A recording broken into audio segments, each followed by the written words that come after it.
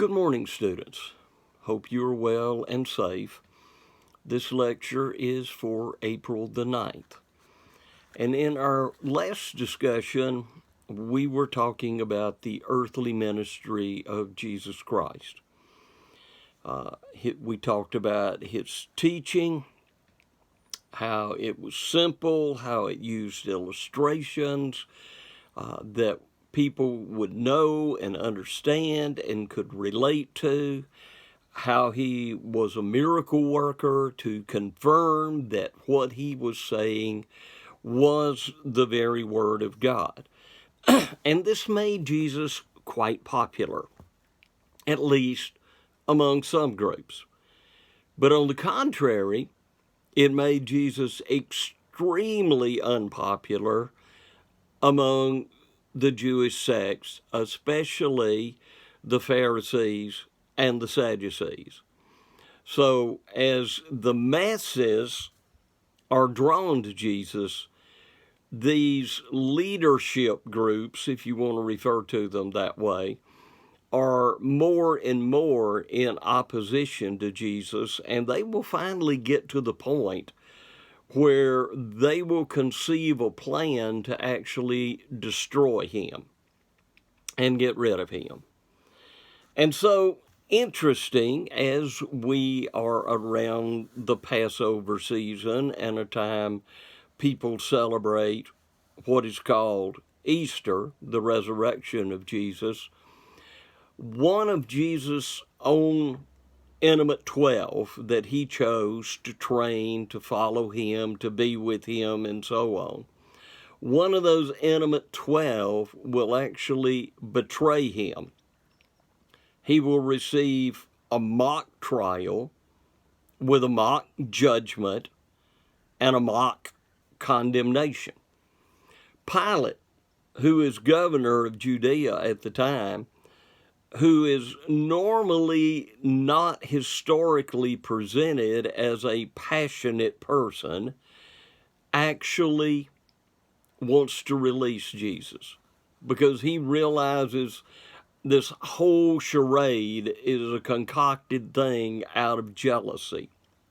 But the enemies of Jesus are strong and powerful and influential, and they use the card that if you don't condemn this man who calls himself King of the Jews, you're an enemy of Caesar. And of course, that alarms Pilate, who realizes he has that position because of the Caesar. And so he will ultimately give Jesus over.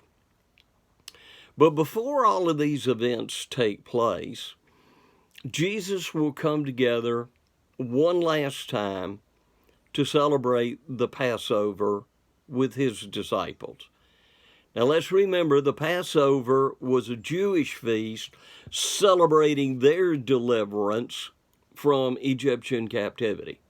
It was the focal point of the Jewish nation, if you have to put it this way, most important feast that the Jews had.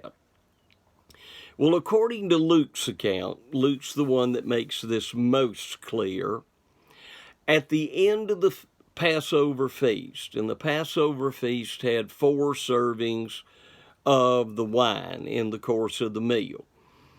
At the end of that feast, Jesus institutes a new feast. He takes unleavened bread, blesses it, gives it to his followers, and says, this is going to represent his body. Then he takes the fruit of the vine and blesses it and gives it to his followers and tells them this represents his blood in a new covenant. A new covenant that God is not going to have just with the children of Israel, but with all people of the world. And so the Lord's Supper, now your textbook calls it a ritual, but the Lord's Supper is a commemoration of the death, burial, and hope of the resurrection that Jesus brought into the world. And most Christian groups practice this, some occasionally, some as often as each and every week.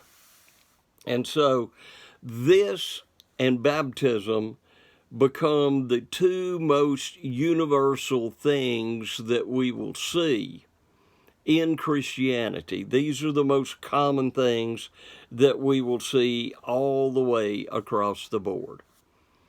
Well, as the Gospels tell us, Jesus is crucified. 3 days later, he arises from the dead. For about 40 days, he appears to his disciples and gives them some final teachings. And then he ascends to heaven, according to the gospel teachings. Well, 10 days later is the Feast of Pentecost. So once again, Jerusalem is full of pilgrims, full of people, and it is at this time that the church, from a Greek word ekklesia, that means called out or an assembly, that the church will begin. Peter will choose this time to get up and lead the 12 in teaching the people about Jesus Christ. His sermon is very simple. Jesus of Nazareth, a man attested to you by miracles and wonders and signs which God did in your midst by him. And he goes on and teaches them the purpose, the real purpose of Jesus' crucifixion. And that real purpose was not he was dying to pacify the Romans, as the Jewish leadership wanted, or he was dying to get rid of an enemy, as the Jewish leadership wanted, but he was dying as a sacrifice for the sin of the world. I find it interesting. Jesus makes his sacrifice at a time when people were considering deliverance from Egypt. But his deliverance was deliverance from sin. And so on that day, what is called the church will begin. About 3,000 people will respond to the message of Peter and the other apostles that day. And Jerusalem will become then the birthplace, shall we say, of the Christian church. They will teach, and they will run into opposition from the Jewish leaders very, very quickly. And it will become so bad that ultimately a young man named Stephen will become the first Christian martyr, as he is stoned to death for teaching Christ and Christianity. The leader of that group is an individual named Saul. Now, we'll come back to him in a few moments. And so persecution is going to become so bad in the city of Jerusalem, in part because of the leadership of this fellow named Saul, that Christians are going to begin to scatter. Well, as they scatter, they continue to teach Christianity.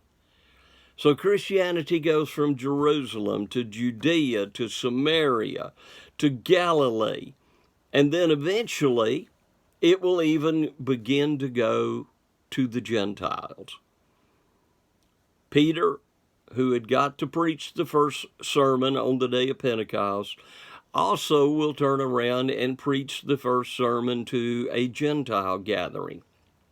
And from that point on, it appears from the biblical record that Gentiles are going to be more receptive and embracive of Christianity than the Jews are. And so by the time of the Jewish rebellion in 66 AD, Christianity has completely separated itself from Judaism. And with the fall of Jerusalem, of course, the original congregation no longer exists. And so there are congregations that are beginning to pop up here, there, and yonder throughout the Roman Empire. Well, let's go back to this Saul. He is ardent in his desire to destroy Christianity. So much so that after he wreaks havoc in Jerusalem and Judea, he even gets permission to go up to Damascus, where the church had spread, and he's going to arrest Jewish Christians up there and bring them back to Jerusalem for trial. And according to the book of Acts, on his way, Jesus appears to him and asks him, why is he opposing him? And as the biblical account goes on, Saul will be blinded by this great light that he has seen. He will be taken into Damascus. A disciple of Jesus will come and teach him. Saul will be baptized, and the persecutor suddenly turns proclaimer. I mean, we are talking a 180-degree turn. This man totally gives up everything he had in Judaism to become a proclaimer of Christianity. And he will become one of the most important early missionaries of Christianity, as he will go on what are called 3 missionary journeys, planting congregations of Christianity in various Gentile cities. Now, Paul, as his name will be changed to, has a very definitive plan.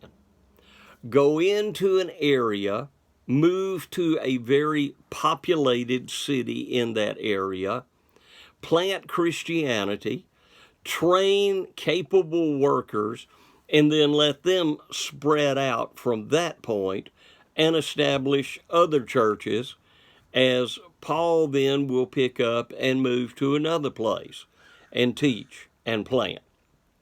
And so this is going to be what a large portion of the biblical book of Acts talks about, Paul's 3 missionary journeys.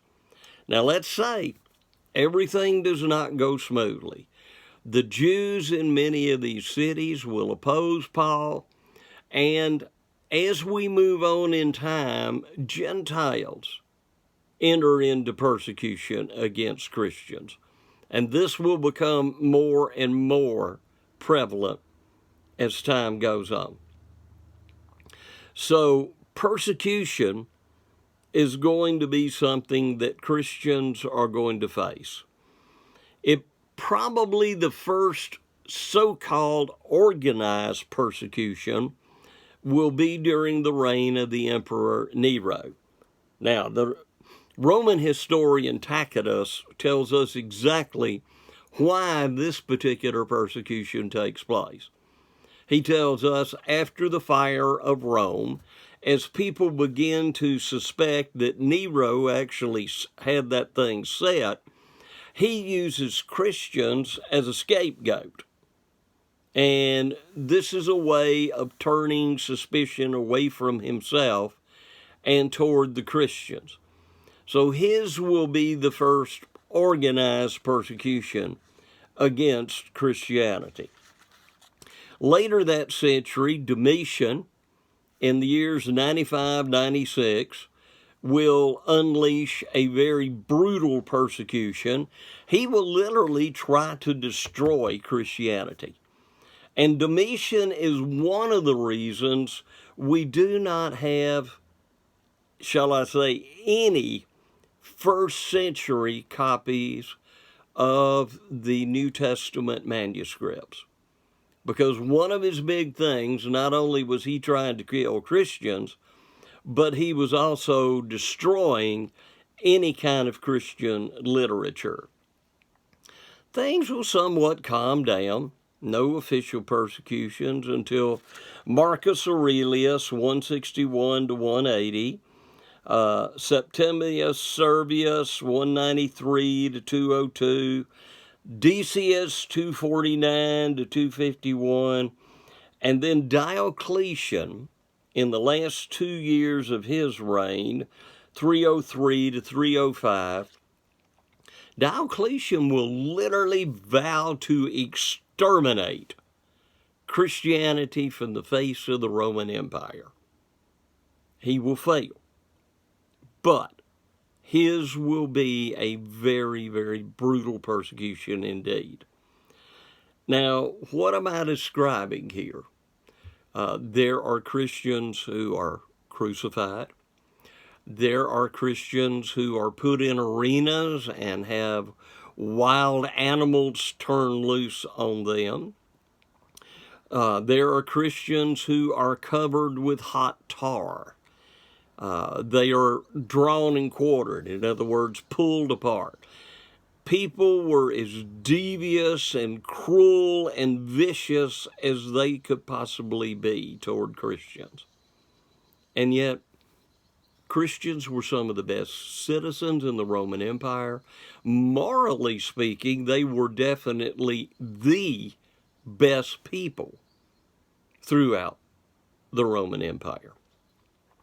So what did this early church look like? And I will say, to a great extent, it looked quite different than what we generally see today in Christianity. It would have been much less formal, mainly meeting, as we read in the New Testament, in homes. Under persecution, church buildings are kind of tough to build, and so Christians generally met under the so-called radar because they had to. So many times it would be reasonably small gatherings of people together.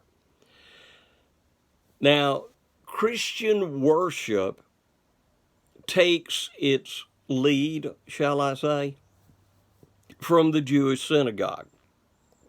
And so a major part of Christian worship early on were prayers and the reading of Scripture.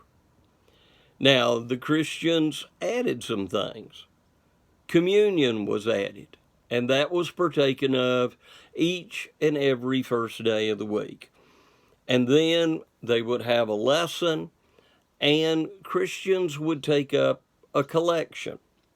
It was used to help with the poor and others, and it was a way of later on, when they were able to begin to build buildings, pay for things like that. And so it was a very simple worship, very easy to follow, easy to participate in. You would have not seen the very beautiful ornate buildings and so on that we see so much of in Christianity today. It would have been a very simple thing. Well, then again, how was that early church organized?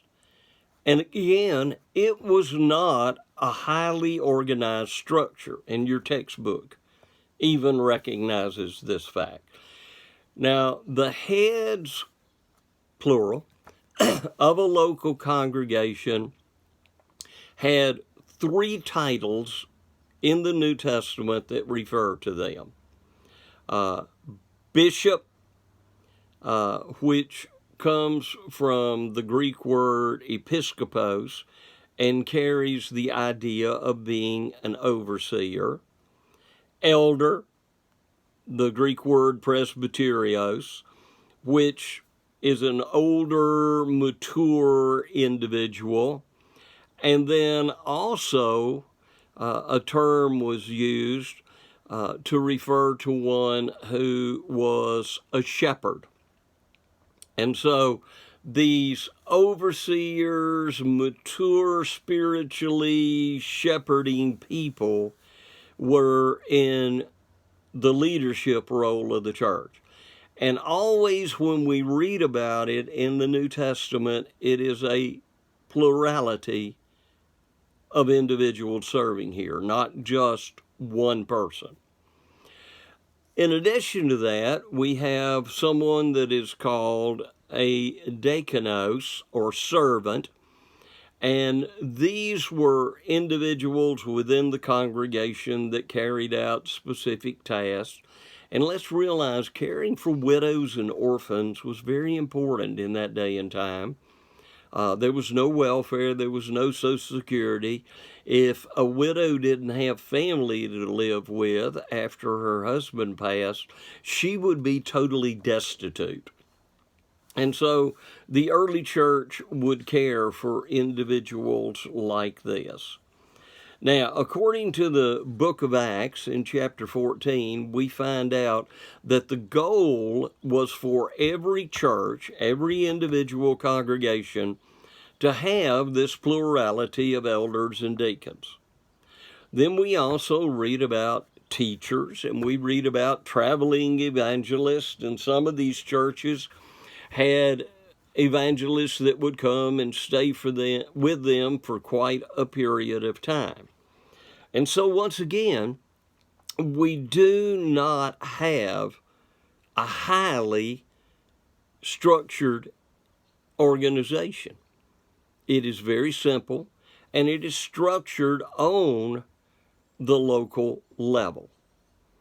Okay, well, not everybody is satisfied with the teachings of the apostles and the inspired teachers of the first century.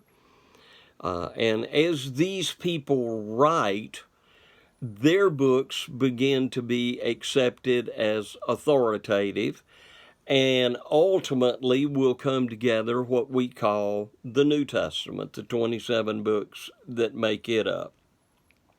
Now, as you look at the books of the New Testament, the majority of them were written by an apostle.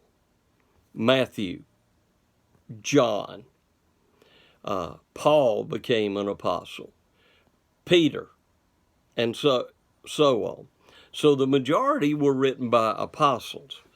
A couple of the books of the New Testament may have actually been written by half-brothers of Jesus, the book of James and the book of Jude. Now, what I find most fascinating about that is the scriptures tell us during his earthly ministry, they didn't believe in him. And so after his death, after his resurrection, they become believers in the Messiah. There's you another evidence, like some I gave you the other day, on why we can accept the resurrection of Christ. Big Brother actually was who Big Brother said he was going to be. The book of Hebrews, we're not sure who wrote it off.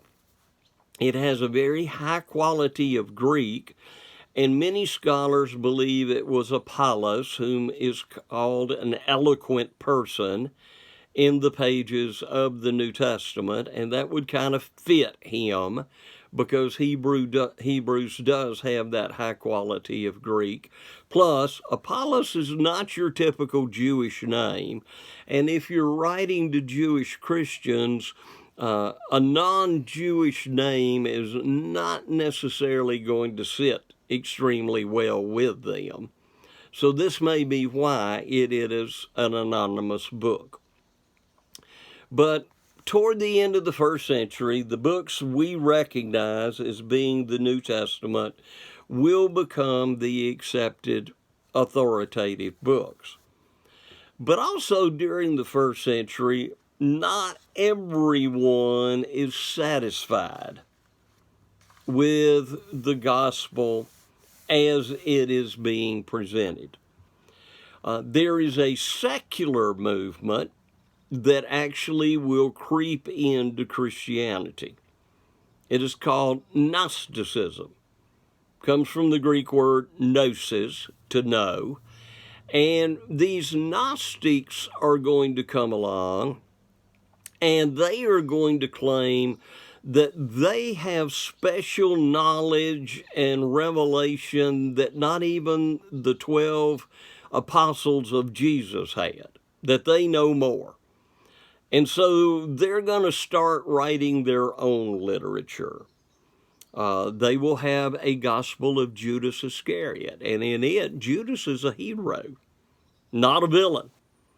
They will have the Gospel of Thomas that supposedly tells the early life of Jesus, and it, of course, is tremendously fantastic because one of the stories in it is little Jesus had a friend who wanted to be able to fly, so Jesus turned him into a bird. I don't think so. And yet, that's part of that gospel. You also have a gospel of Mary Magdalene. And according to it, Mary was the closest individual to Jesus that there was on earth.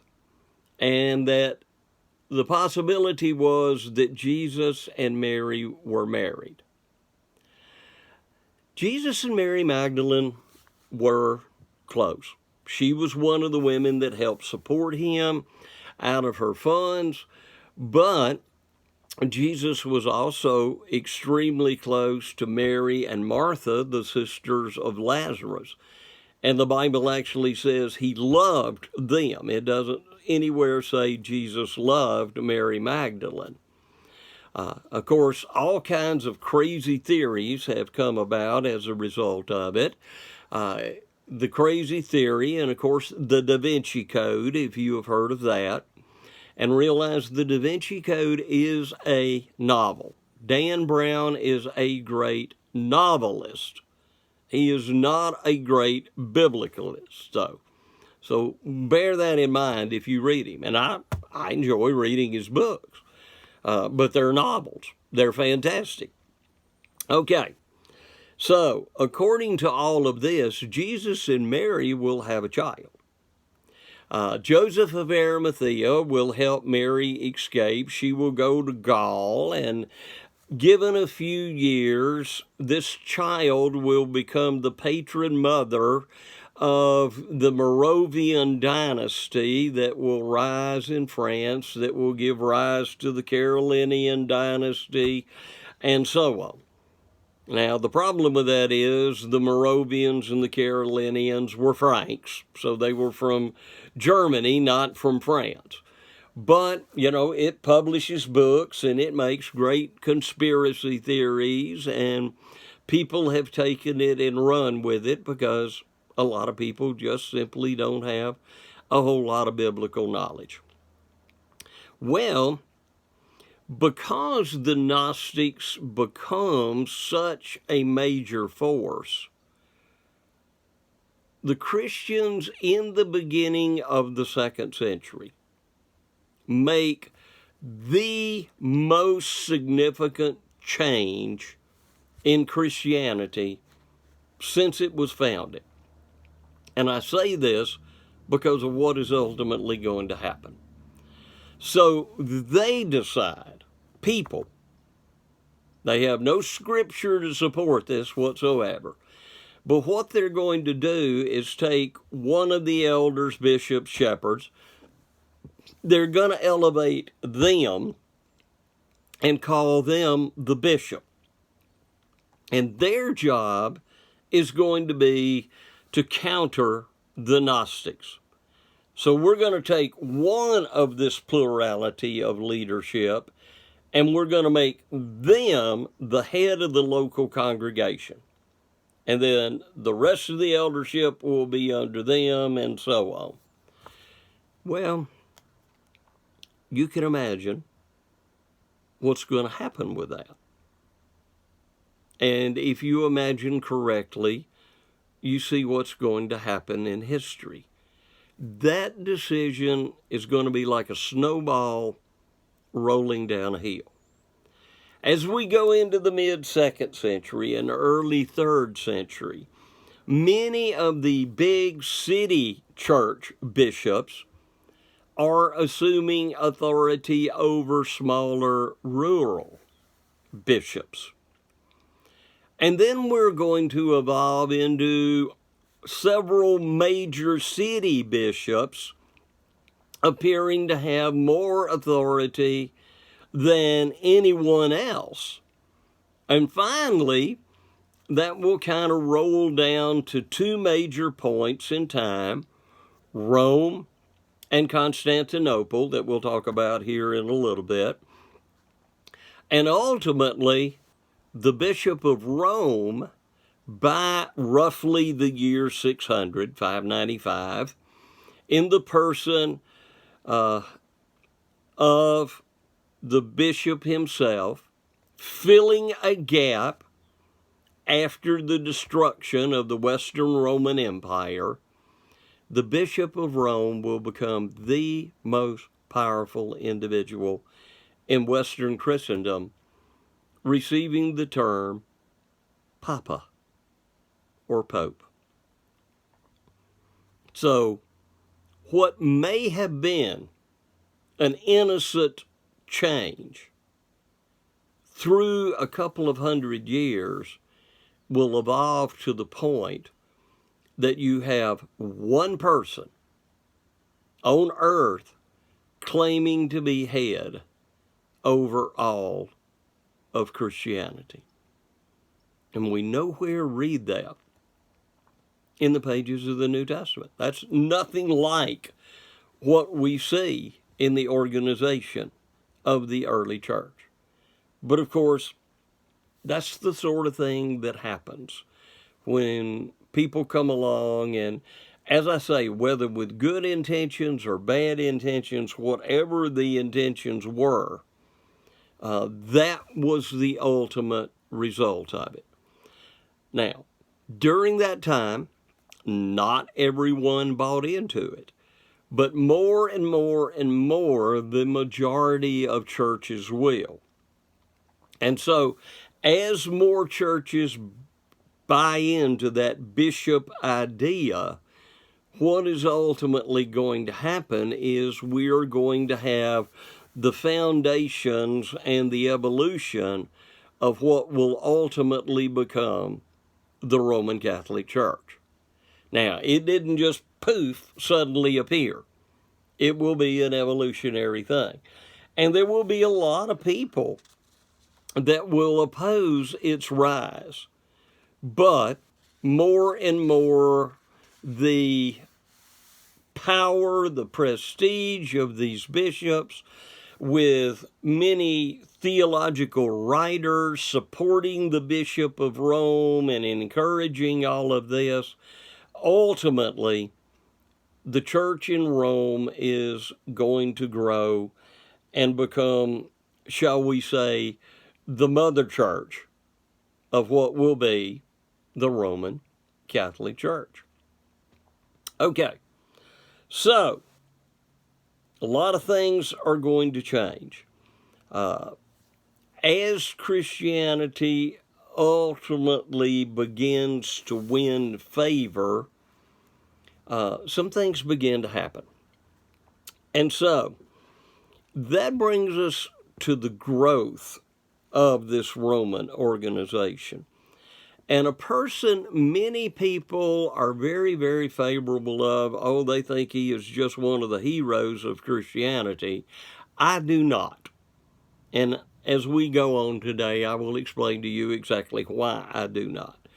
The individual is named Constantine. Constantine is struggling. The Roman Empire has divided east and west because it has become so big. And Rome is having another one of its civil wars. And ultimately, Constantine wins the civil war. Now, there is a tradition that the night before the major battle, Constantine had a dream. He saw a cross in a cloud. So he asked one of his Christian officers what that meant, and the officer said, if your men will fight under this symbol, you'll win. So supposedly all Constantine's army painted crosses on their shields, and they won the battle. Well, as a result of that, Constantine, and by the way, he followed Diocletian, Constantine issues the Edict of Toleration in 313 AD. This ends all Roman persecution of Christianity. Now, that was a good thing. That was a really good thing.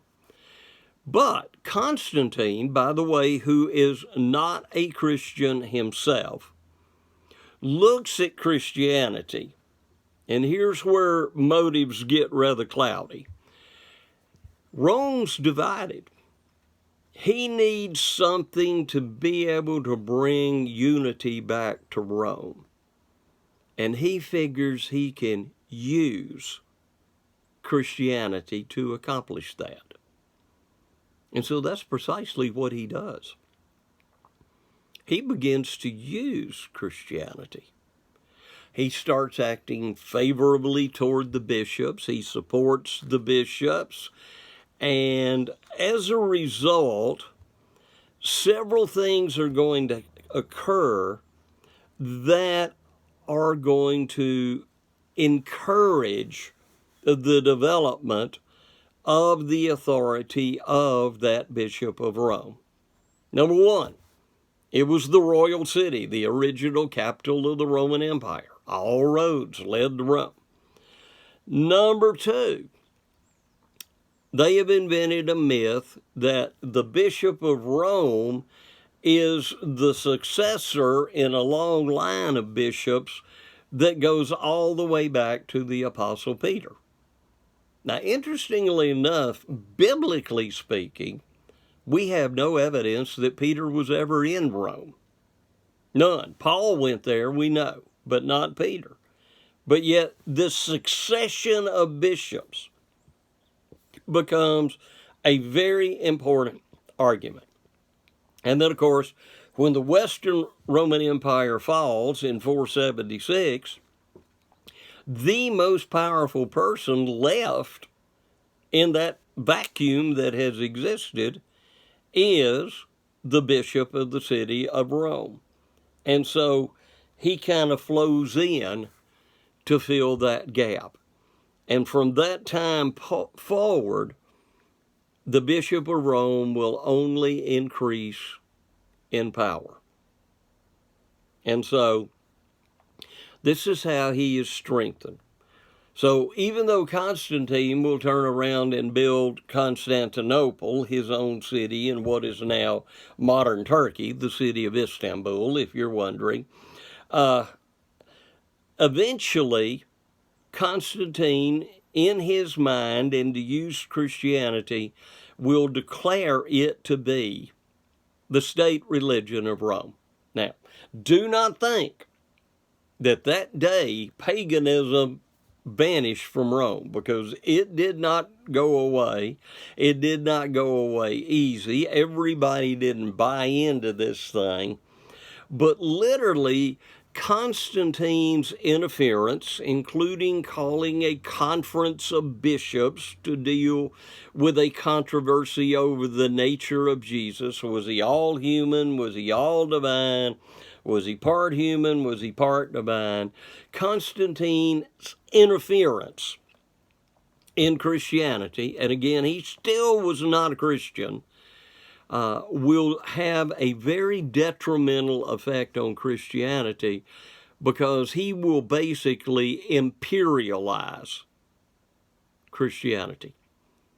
So Constantine takes that very simple form of Christianity that we see in the pages of the New Testament, and he totally imperializes it and makes it this formal, showy religion, and tries to draw more and more people from his empire into it.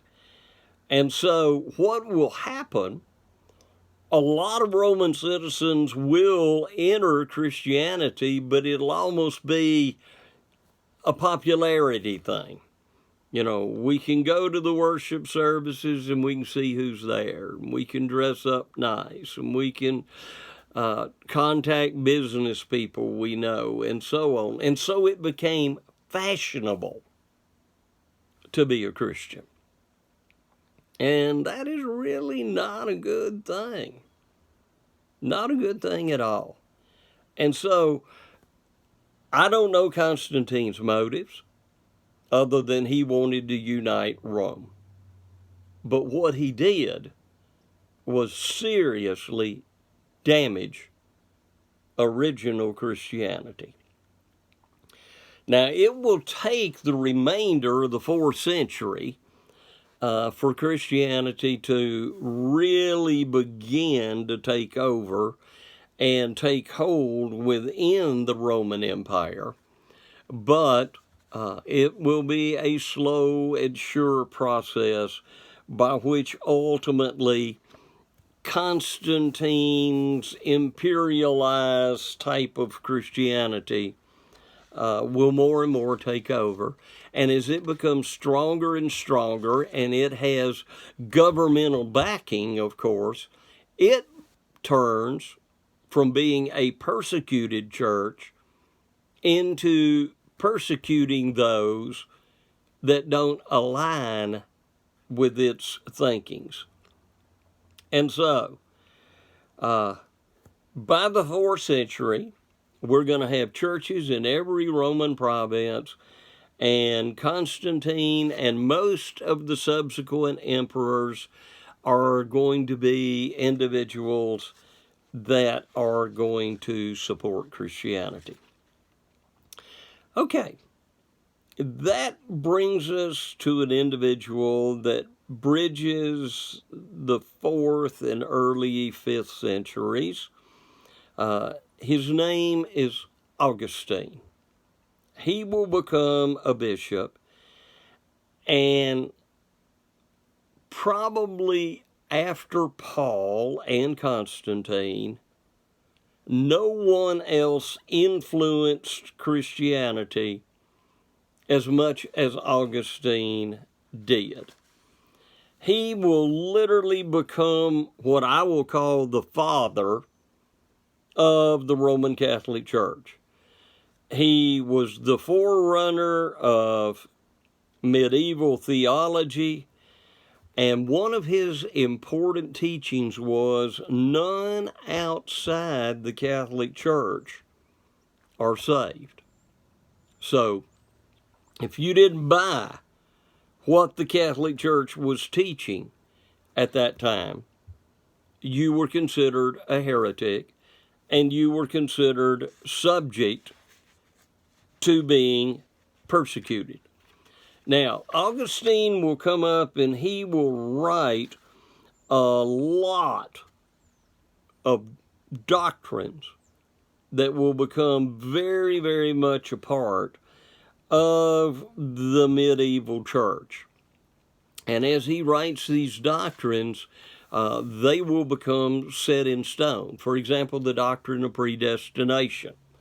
That before birth, God has already determined whether or not you will or will not be saved, and there's absolutely nothing you can do about it. That the Roman Church is the only church. That sacraments, and they were beginning to build these. Now the Lord's Supper and baptism are defined as sacraments, but they start adding other things to these. He supports these as unity factors in the church. He is a huge, huge fan of Constantine and thinks basically Constantine almost hung the moon. But some of the things Augustine taught are quite interesting. Because of his human-centric idea, Augustine will teach that the earth is the center of the universe, and the sun and all the planets revolve around the earth.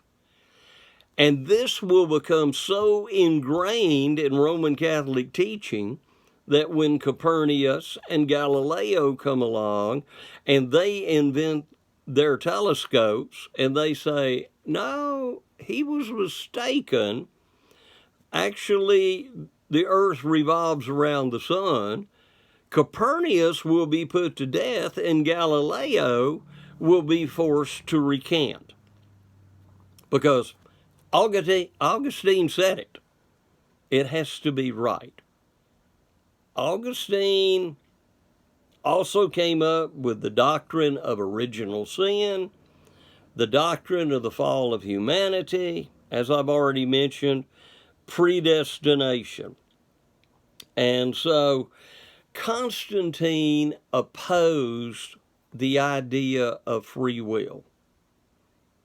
Now, a monk named Pelagus taught that humans were free to act and choose whether they would or would not serve God.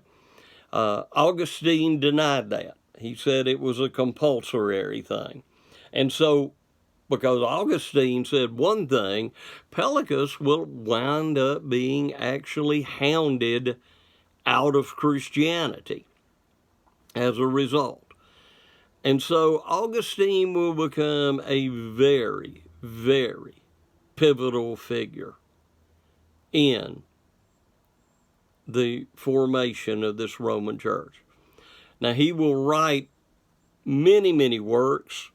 Of course, he'll see a couple of the heathen Germanic attacks on Rome, and that will totally dishearten him to see these things happen. But he will lay a lot of foundations of what will become medieval Christianity. Well, we've done away with persecution now. So Christians no longer have an ultimate sacrifice that they can make for God. So they create one. Beginning in about the 3rd century, we will have the development of what is called the monastic movement. Individuals will withdraw from society, at first in caves, and then ultimately they'll build complexes, and they'll go to very remote places to build these. And they think by sacrificing a normal life and withdrawing into this seclusion becomes the ultimate form of sacrifice that Christians can make in that day and time. And so these are going to become quite popular beginning, as I say, in the 3rd century. There are still monasteries that exist today, and they are governed by various rules and so on, but still they have become a very important part of Roman form of Christianity. Okay, well, hopefully you have a little bit of knowledge of the Middle Ages, a little historical knowledge there. Just briefly, when the Western Roman Empire collapses from the Germanic invasions, it collapses. Cities are abandoned. Education is done away with. Of course, unity is gone. People retard. Reading quits. Society just totally becomes primitive. For years and years and years and years, this was taught and called the Dark Ages. Now, historians have come along and they've tried to clean it up a little bit. And what we have now is the early Middle Ages, the High Middle Ages, and the Late Middle Ages. But really, as far as I'm concerned, that early Middle Ages up to about the year 1000 can still pretty much be characterized as being the Dark Ages, because everything just falls apart. In fact, probably the main group of people that receive any kind of education at all in those circumstances are going to be the people who will be involved in serving the medieval Catholic Church. And so Western Europe, quite honestly, is going to lag behind the rest of Afro-Eurasia for years and years and years. There are going to be advances made in the Arab world. There are going to be advances made in India. There are going to be advances made in China. And in Western Europe, it's just terrible, primitive, horrible living conditions.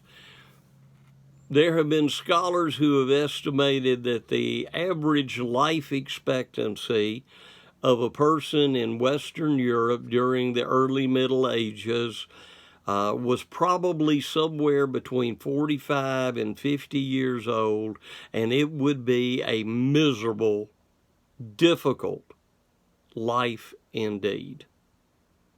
Most people were peasants, which meant they were tied to the land, and usually somebody else owned the land. So as a result of that, they were virtual slaves.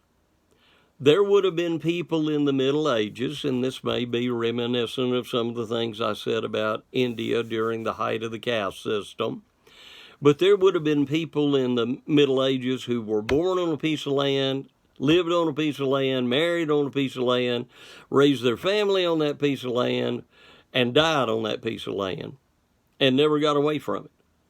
There would have been people who were born, lived, raised, and died in Kimball, and never got as far as Jasper or South Pittsburgh in their entire life, because they never had any reason to leave the farm, to leave where they were. And so it was a terrible, disorganized time indeed. However, the one bit of organization that existed was medieval Roman Christianity. Now, let me say, this is not universal. This is not, it's the same everywhere you go. Some people were much more pious than others. Some were much more dedicated than others. Some could care less. But that would have been your one thing to sort of, kinda hold everything and everybody together. Well, if your people are illiterate, how are you going to teach them? And so what they would do with church buildings, they would put stained glass windows in there. And as you walked into a medieval church building, you could get a biblical art lesson. You might see a window of creation and a window of Adam and Eve being expelled from the garden, a flood window, and Abraham offering Isaac as a sacrifice window, Moses and the children of Israel leaving Egypt, and so on, all the way down to Jesus and his apostles and the early church. And so these buildings become edifices to at least educate the ignorant masses in a way. Of course, some other things have been developing as we go into medieval Christianity. Those early martyrs that we talked about and some of the early heroes of the New Testament have become much more than what they originally were. Many of them have been declared to be saints. And as a result of that, they are given special prestige, and as it evolves, special abilities. People will actually start honoring and reverencing and praying to these people. And of course, relics. If you can find something that an apostle or a disciple touched, this is going to be of utmost value. And so these individuals are going to begin to evolve and receive greater and greater power. Now, I want you to keep this in the back of your mind, because we will come back to this when we start talking about the Reformation movement. But one individual that is really going to grow in popularity is Mary, the mother of Jesus. And all kinds of interesting things will wind up being said about her. That she will actually be miraculously conceived. That she will live sinlessly. That she will become a mediator between human beings and God. And so the idea of Mary evolving.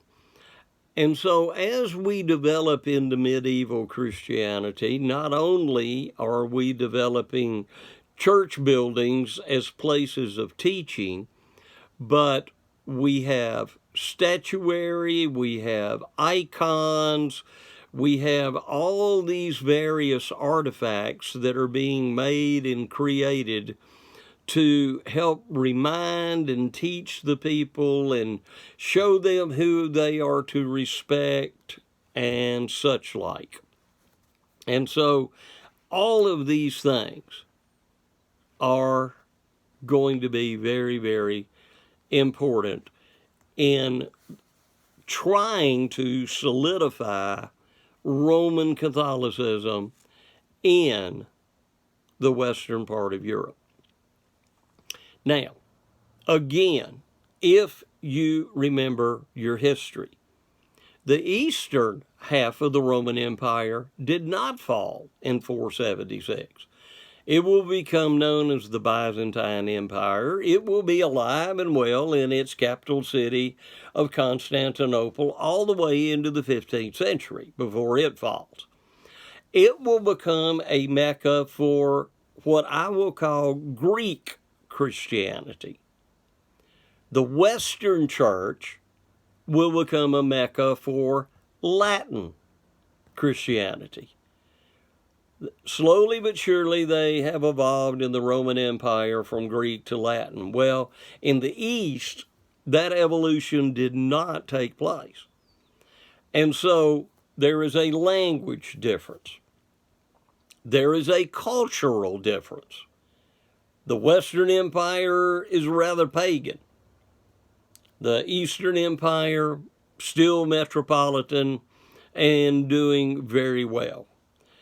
Okay, so you have that. You have political differences that begin to take place because you still have a ruler on the Byzantine Empire, and other than during the Moravian Carolingian revival, you don't have a centralized form of leadership in Western Europe. So there were political differences. And then there were theological differences as well. And so as a result of all of this, by 1054, the Eastern and the Western churches will divide. And so we have in the West, the Roman Catholic Church, in the East, what is generally called the Greek Orthodox Church. Now, another major difference, your textbook doesn't really bring this one out. In the West, all services are conducted in Latin. It doesn't matter if the people speak Latin or they don't. All the services are going to be in Latin. In the East, they will use the language of the people. So in Greece, it's Greek. When you get up into Russia, they're going to speak Russian in their services. And so they will keep the vernacular languages alive, and thereby their people are taught in a language that they know and understand. And of course, let's realize in that Eastern Empire, education's still going to be going on. And so they're going to be much advanced to what their counterparts in Western Europe are. And so all of these things will bring about the first major division that will occur in Christianity, and that will occur in 1054. Now, what happened to those people that opposed this rising form of Catholicism? And very truthfully, they're going to have to go back underground. They're going to have to hide. The Roman Church is not going to write about them. They're not going to tell us they still exist. Not going to tell us what they believed or what they practiced. And so, for all practical intents and purposes, these people are pretty much going to vanish from history. I don't say vanish from the earth, but they vanish from history. They are going to become the unknown factors in Christianity, especially in Western Europe. So you have this very dominant, very present, very visible church that varies in place to place and time to time and so on in its intensity and in its faithfulness. But loosely, basically speaking, Western Europe is dominated by this Latin form of Christianity. And this will be true all the way up until the time that we call the Reformation. And we will get to that in our next lecture. And so this kind of gives you an idea about the start of Christianity and the early developments of Christianity and how, again, Constantine tried to use Christianity to his own benefit. And so hopefully when we come back next time, we'll look more specifically at medieval Latin Christianity and how this concept of the Pope is going to continue to evolve and continue to develop, and then the effects that all of this will ultimately have on the West. So I hope you stay safe, and we'll see you soon.